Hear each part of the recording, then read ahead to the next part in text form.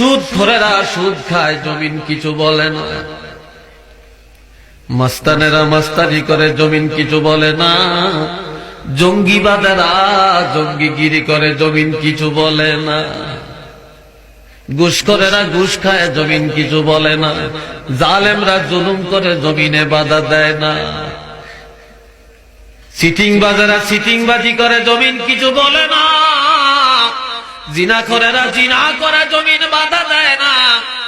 নেককারেরা নেক আমল করে, তাও জমিনে নিষেধ করে না। আপনি ভালো করেন মন্দ করেন কি করেন, সব একটা একটা করে জমিনে রেকর্ড হয়ে যাইতেছে। আমার আল্লাহ বলেন, ইয়াউমা ইযিন তুহাদ্দিসু আখবারাহা, সেদিন এই জমিনের উপরে যে যা কিছু করেছে সব জমিন আমার আল্লাহর কাছে জানিয়ে দিবে। একটু চিল্লিয়ে বলেন না সুবহানাল্লাহ। এই জমিনের থেকে রেকর্ড বাজতে থাকে।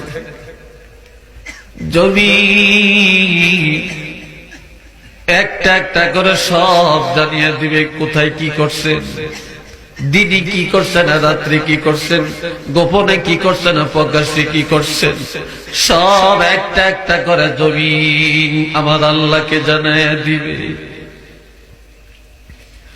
بأن ربك أوحى لها হাবিব আপনার প্রভু রব্বুল আলামিন সেদিন জমিনের অর্ডার দিবে, জমিন রে আজ তোমার মধ্যে কিছু গোপন রাখিও না। আজকে প্রত্যেকের আমলগুলি তুমি সব প্রকাশ করে দাও। আল্লাহ যখন অর্ডার দিবে, আল্লাহ অর্ডার দেওয়ার সাথে সাথে আর দেরি হবে না, সাথে সাথে সব জমিনের থেকে কথা শুরু হবে। জমিন একটা একটা করে সব আমার আল্লাহর কাছে জানিয়ে দিবে।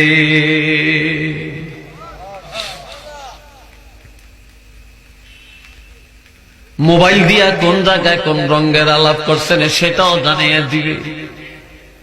রাত্রে 12টার পর কি রঙের আলাপ করছেন এটা জানিয়ে দিবে। কার ভালো করছেন কার মন্দ করছেন সেটাও জমিন সব আল্লাহকে জানিয়ে দিবে।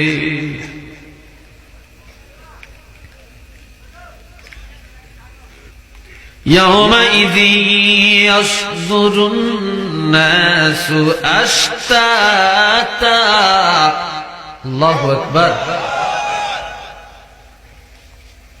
বন্ধুরা খেয়াল করেন, আমার আল্লাহ বলেন সেদিন মানুষগুলো সব কাতারে কাতারে দলে দলে দাঁড়াবে। সুবহানাল্লাহ বলেন না। তবে আরেকে আল্লাহ বলছেন, ইয়াউমা ইয়াকুনুন নাসু কাল ফারাশিল মাবসুস। উলু, পাকনাওয়ালা উলু যে মাটির নিচের থেকে উঠে আগুনে পড়ে, দেখছেন না? এইভাবে উলুর মতো অথবা ফড়িঙ্গের মতো তারা উঠবে, এদিক দৌড়াবে সেদিক দৌড়াবে বিক্ষিপ্ত ভাবে, শেষ পর্যন্ত সব দলে দলে গিয়ে দাঁড়াবে। এইভাবে দাঁড়াইতে দাঁড়াইতে দাঁড়াইতে দাঁড়াইতে এমন ভাবে দাঁড়াবে, নবীরা নবীদের কাতারে গিয়ে দাঁড়াবে, সাহাবীরা সাহাবীদের কাতারে দাঁড়াবে, শহীদেরা শহীদের কাতারে দাঁড়াবে, ওলি আল্লাহরা ওলি আল্লাহর কাতারে দাঁড়াবে, সাধারণ মুমিন মুসলমানেরা তাদের কাতারে দাঁড়াবে, কাফেররা কাফেরের কাতারে দাঁড়াবে, মুশরিকেরা মুশরিকের লাইনে গিয়া দাঁড়াবে, মুনাফিকরা মুনাফিকের লাইনে গিয়া দাঁড়াবে, ফাসিকেরা ফাসিকের লাইনে গিয়া দাঁড়াবে, ইহুদিরা ইহুদির কাতারে দাঁড়াবে, নাসারা নাসারার কাতারে দাঁড়াবে। এইভাবে কিয়ামতের ময়দানে দাঁড়াইতে দাঁড়াইতে 120টা কাতার হয়ে যাবে। জোরে বলেন কয়টা কাতার? আরো জোরে বলেন কয়টা কাতার? 120টা কাতার হবে। সাহাবায়ে কেরাম আল্লাহর হাবিবকে বললেন, ইয়া রাসূলুল্লাহ, কিয়ামতের ময়দানে 120 কাতার মানুষের মধ্যে নবী আপনার উম্মতের সংখ্যা হবে কত? নবী বলেন, সাহাবীরা 120 কাতার মানুষের মধ্যে আমি রাসূলুল্লাহর উম্মতের সংখ্যা হবে 80 কাতার। আরো জোরে, আরো জোরে। আমার নবীর উম্মতের সংখ্যা হবে 80 কাতার। আম্মা জান হযরত আয়েশা সিদ্দিকা বললেন, নবী গো, কিয়ামতের ময়দানে মুসিবতের দিনে আপনার উম্মতগুলোকে আপনি সহজে চিনবেন কি করে? আমার নবী বললেন, 3টা কারণে আমার উম্মতের পরিচয় পাবো। জোরে বলেন, কয়টা কারণ? 3টা কারণে আমার উম্মতের পরিচয় পাবো। 1 নম্বরে, গুররাম মুহাজ্জালিনা মিন আসারিল ওয়াজু। দুনিয়ায় যারা 5 ওয়াক্ত নামাজ কায়েম করছে, 5 বার মসজিদে গিয়া নামাজ আদায় করছে এবং 5 ওয়াক্ত নামাজের জন্য ভালো করে ওযু করছে, এই ওযুর জায়গাগুলা কিয়ামতের ময়দানে পূর্ণিমা চাঁদের মতো ঝকঝক করতে দেখা যাবে।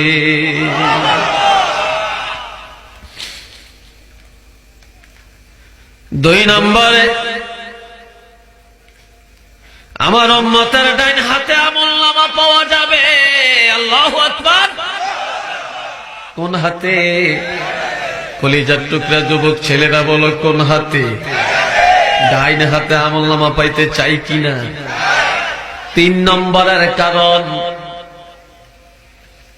গাবি যখন বাছুর দেয়, ওই বাছুরটা দৌড়াদৌড়ি করে আর গাবির গা ঘেঁষে। আমার উম্মতের যাদের ছোট ছোট বাচ্চা, 6 মাস বয়সে, 1 বছর বয়সে, 2 বছর বয়সে, 3 বছর, 4 বছর, 5-7 বছর, 8-9 বছরের শিশু সন্তানগুলি যাদের মারা গেছে, 10 বছরের আগে যেই সন্তানগুলো মা বাবার কোল খালি করে কবরে চলে গেছে, ওই বাচ্চাগুলাকে হারায়া মা পাগলিনীর মতো ঘুরছে, বাবা দিশাহারা হয়ে গেছে। সন্তানের কথা মনে পড়লে তাদের খানা বন্ধ হয়ে গেছে, তাদের বুক খালি করিয়া যেই সন্তানগুলো আল্লাহ নিয়ে গেছে, ওই সন্তানগুলা কিয়ামতের ময়দানে আমার উম্মতের সামনে দিয়া দৌড়াদৌড়ি করতে দেখা যাবে।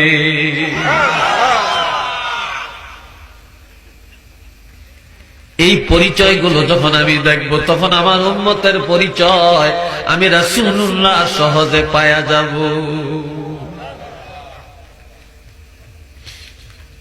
আমার প্রাণের ভাইরা,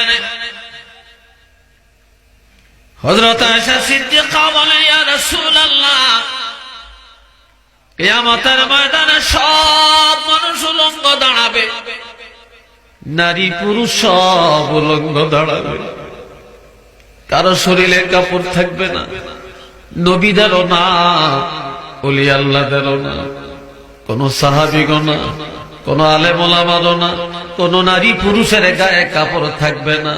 ও নবী, আমি আয়েশা সিদ্দিকার সেদিন উপায় হবে কি?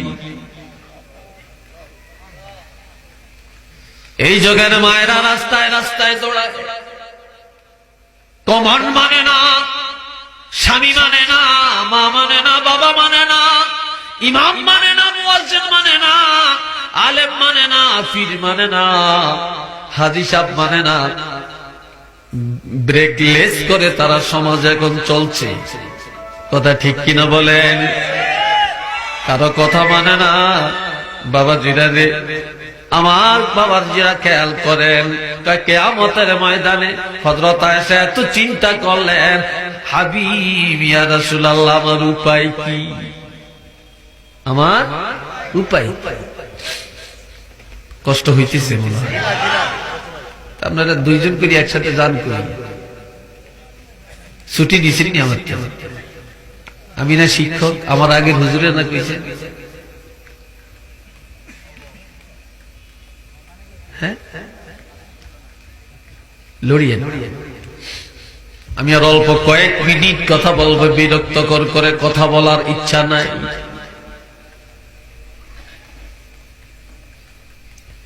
নবী বললেন, আয়েশা, কিয়ামতের ময়দানে সব নারী পুরুষ উলঙ্গ দাঁড়াবে, তবে আয়েশা সেদিন প্রত্যেকটা মানুষ নিজের আমলনামা নিয়ে পেরেশানিতে থাকবে, মাথাটা নিচু করে রাখবে, তবে একজন আর একজনের দিকে নজর করার কোনো ক্ষমতা পাবে না। সব নিজের আমলনামা নিয়ে পেরেশানিতে থাকবে। আয়েশা জানতে চাই, নবী গো, সেদিন আপনিও কি উলঙ্গ থাকবেন নাকি? নবী বলে, না, যেদিন সব উলঙ্গ দাঁড়াবে সেদিন একমাত্র আমি রহমাতুল লিল আলামিন উলঙ্গ দাঁড়াবো না। আমি যেই কাফনের কাপড়খানা পরিধান করে রওজা পাকে যাব, আমি রওজা শরীফে যেমন হায়াতুন নবী, আর আমার কাফনের কাপড়খানা হায়াতের কাপড়, এটা মাটিয়ে খাবে না, ধ্বংস হবে না। কিয়ামতের ময়দানে ওই কাফনের কাপড় পরিধান করে আমি রহমাতুল লিল আলামিন দাঁড়াইয়া যাব।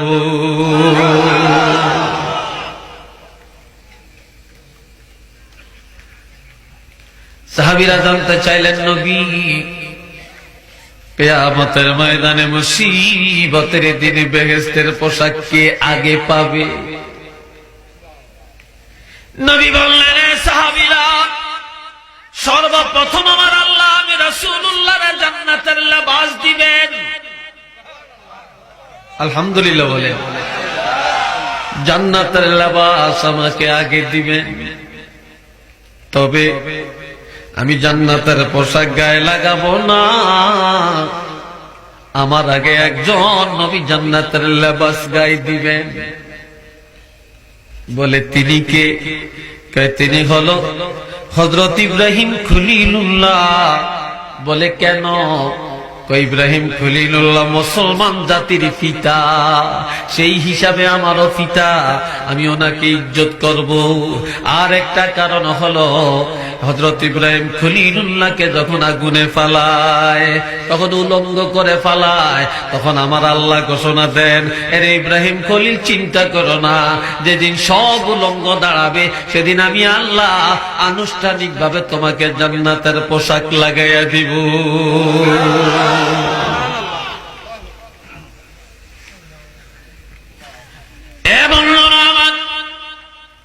হযরত আয়েশা জানতে চাইলেন, ইয়া রাসূলুল্লাহ, আপনার উম্মতের মধ্যে সেদিন কারা জান্নাতের লেবাস আগে পাবেন?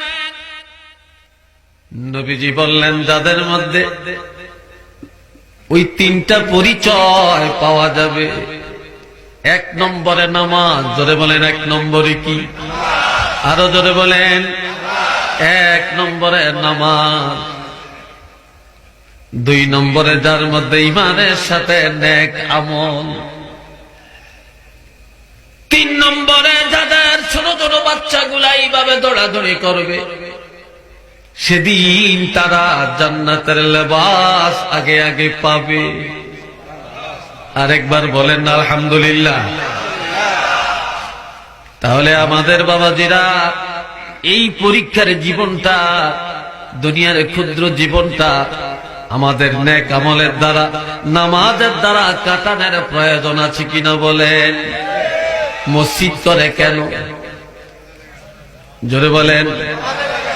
মসজিদ করে নামাজের জন্য, কিন্তু এখন মসজিদ করে মাইক হয়, কিন্তু মানুষ মসজিদের কাছে যায় না, নামাজও পড়ে না। সব আমরা মাস্তানদি গ্রেড। কথা ঠিক কিনা বলেন? মসজিদের কাছে যেতে চাই না, মসজিদের খোরাক বাতি না, মসজিদের খোরাক টাইস না, মসজিদের খোরাক মাইক না, মসজিদের খোরাক হলো মুসল্লি।